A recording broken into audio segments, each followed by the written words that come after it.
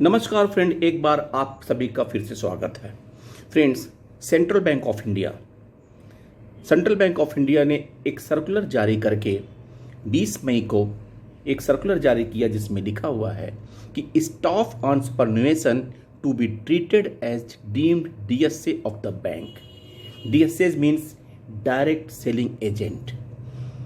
The ex staff irrespective of cadre who has dedicated a long span of his her life for the betterment of the institution has a deeper insight about the system, process and procedures of the bank. Further, the staff members during their career develop a long-term relationship with the customer by giving a personal touch to the services provided by them. Staff of the bank, whether serving or retired, have a sense of the ownership towards the bank, which further fuels their desire to help the bank in growing business. In view of the above, it has been decided to treat all the staff, officers and clerks who have retired or who will be retiring hereafter as deemed DSAs of the bank for the conveying business for the bank.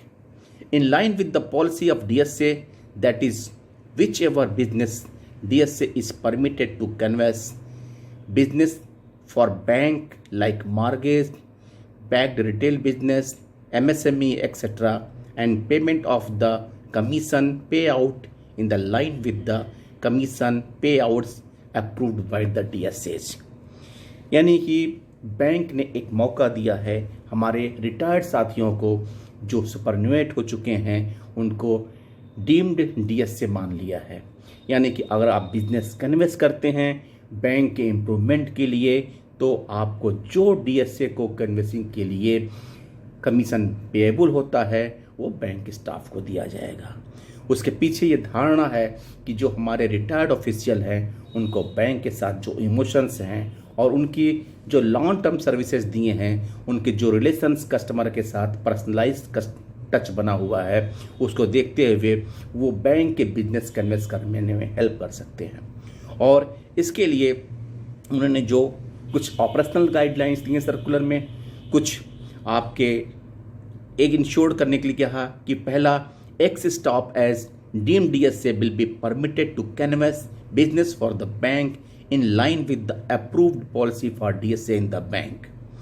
All ex-staff, whether retired or in due course and irrespective of cadre and scale, clerks and officers will be termed as the deemed DSA.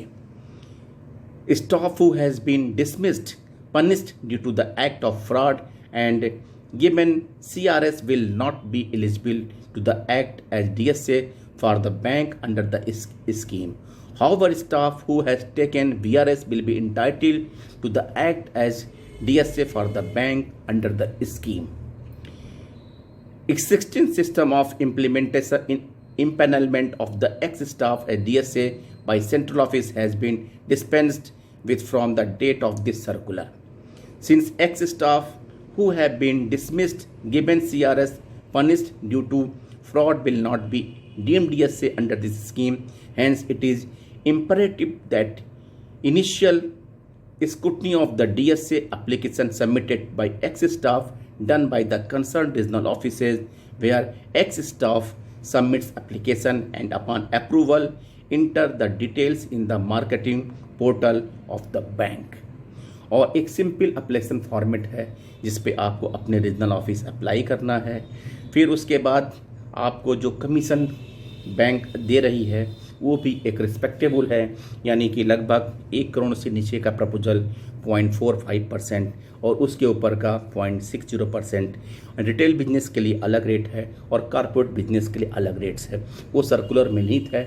यदि आप interested हैं तो आप जाके regional office से इस बारे में सर्कुलर लेके जानकारी कर सकते हैं।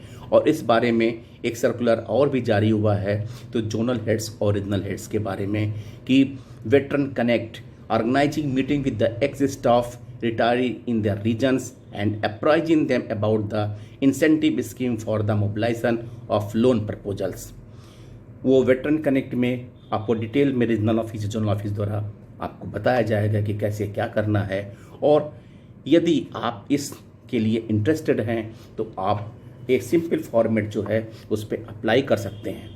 हालांकि कुछ हमारे साथी इस बारे में बहुत अच्छा ओपिनियन नहीं रखते हैं, लेकिन फ्रेंड्स एक अपॉर्चुनिटी है। यदि हमारे जो रिटायरी साथी इसको ओन करना चाहते हैं या इसमें इंटरेस्टेड हैं वो इन्वॉल्व हो सकते हैं, और इसमें कोई बुराई नहीं है। कारण ये है कि आप अपने हिसाब से अगर आप डीएस से होते हैं, इसका कोई टारगेट नहीं होता है, कुछ नहीं होगा। आप अगर बिजनेस देते हैं तो आपको कमीशन मिलेगा, नहीं देते हैं तो नहीं मिलेगा। लेकिन ये डिपेंड करता है कि आपको क्या अच्छा लगता है।